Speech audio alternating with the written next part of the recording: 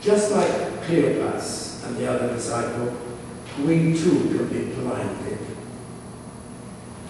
Their eyes were kept from recognizing him.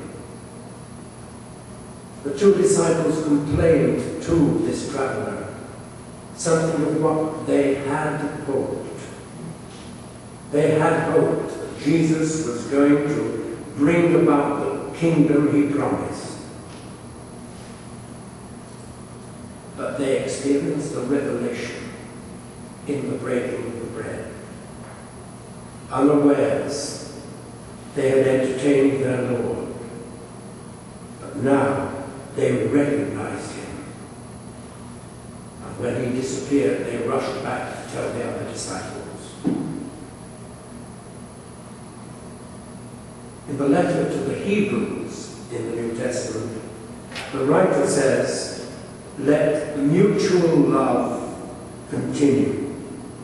Do not neglect to show hospitality to strangers, for by doing that, some have entertained angels without knowing it." Almost certainly, Luke, in his Gospel, is inviting his readers to conclude that if they extend hospitality to strangers like these two disciples did, they too might entertain angels without knowing it and experience the risen Jesus in the process. Recently, in fact, just over a week ago, I bought a new cookbook. And I enjoy cooking most of the time, but it's interesting to get a new cookbook. And a visit actually to Costco, I saw this cookbook. It's by Jamie Oliver, and it's called Jamie's Food Revolution. Now, this is an unusual experience for me, but in looking at this cookbook by Jamie Oliver, whom you'll probably remember from a television series called The Naked Chef. He's a young British man, lives in England, and he's been very, very instrumental in promoting the eating of good, nourishing food, especially by school children. He's revolutionized school meals in Britain, and he's had a campaign also in the United States, trying to discourage the eating of junk food. And believe it or not, he's found quite a lot of opposition. In one town in the north of England, where he was working with the kitchen staff and the organization of school meals, and providing good, nutritious meals that the children were enjoying, some mothers, a whole group of them, would come at dinner time and pass hamburgers and French fries through the school gates, trying to sabotage the whole movement. This I find quite incredible, but this is what happened. But with his charming way, he managed to overcome this, and in fact won many of those mothers around to being some of his greatest helpers. Now, one of the things he's done is what he calls his revolution. He's started a movement called Pass It On. And he goes to a small town, or wherever it may be, and invites just a few, one or two people who are not used to cooking, to come, and he shows them how to make a very simple dish. Something very straightforward. but he shows them step by step how to do it. And they enjoy it together. They have a meal together. But they have to promise, and in fact sign a pledge, that says that they will then go back to their homes and within a short period invite 2 or 3 or possibly 4 other people to come and enjoy that same dish. And they will then become the teachers to show these other people how to make this dish. And each of them will then have to sign a pledge that says that they too will go to their homes and teach 2 or 3 or 4 other people. Now you can see that if this were to work to perfection, that this would spread very, very quickly. For example, if it were repeated 7 times, and everybody did what they pledged to do, the number of people would fill the Olympic Stadium twice.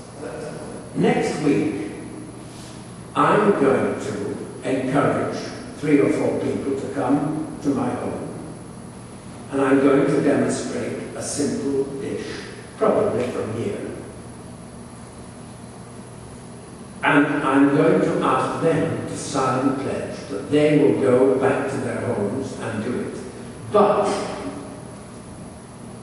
as you know, we've been going through and are going through a period of great difficulty financially here at St Andrews.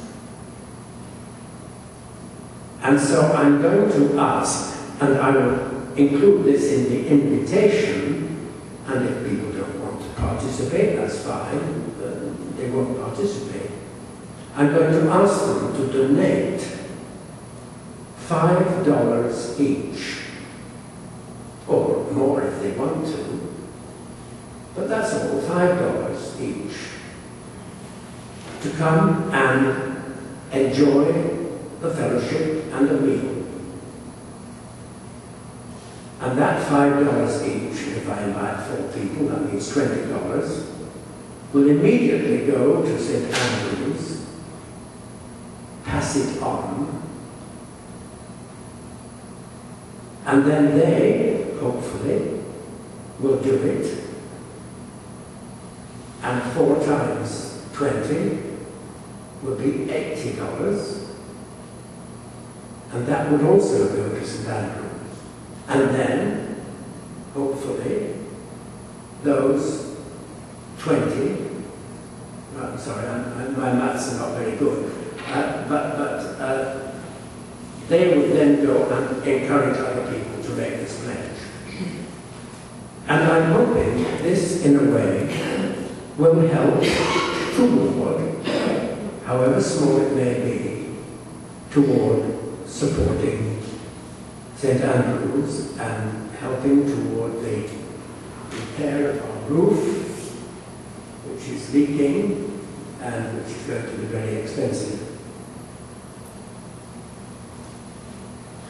I'm trying to suggest that we can turn hospitality, the breaking of bread together in small communities, into something which is practical as well as spiritual.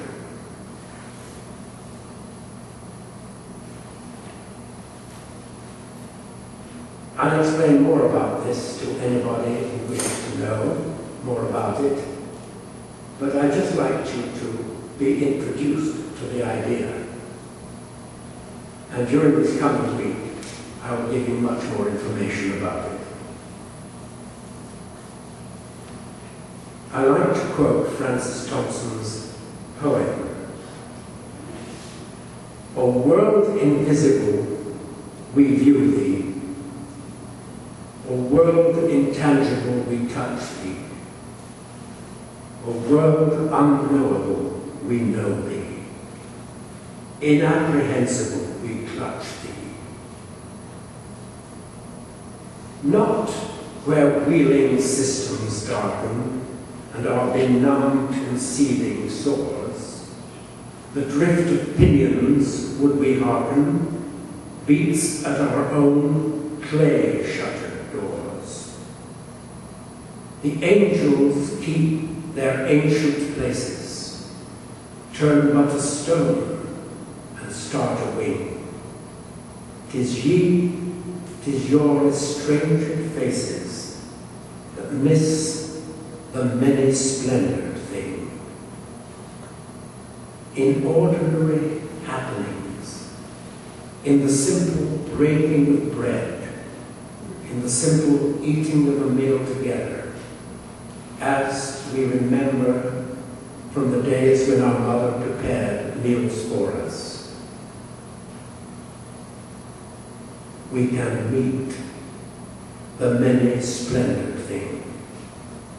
We can see the revealed Christ.